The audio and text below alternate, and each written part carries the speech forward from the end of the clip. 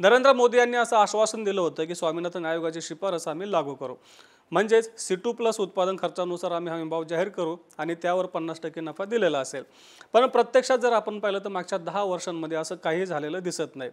प्रत्यक्षात आपल्याला असं दिसून येतं की नरेंद्र मोदी सरकारच्या काळामध्ये पिकांचा हमीभाव हा काँग्रेसच्या काळामध्ये जेवढ्या प्रमाणात हमीभाव वाढवण्यात आला होता त्यापेक्षा कमी प्रमाणात वाढवला होता.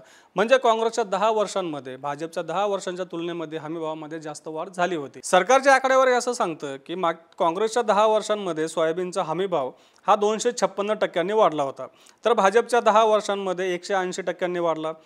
लांब धाग्याच्या कापसाचा हमीभाव काँग्रेसच्या 10 वर्षांमध्ये 204% वाढला होता, पण भाजपच्या 10 वर्षांमध्ये 173% वाढला. मध्यम धाग्याच्या कापसाचा हमीभाव काँग्रेसच्या काळामध्ये 210% वाढला होता, तर भाजपच्या काळामध्ये म्हणजे 10 वर्षांमध्ये 177% वाढला होता.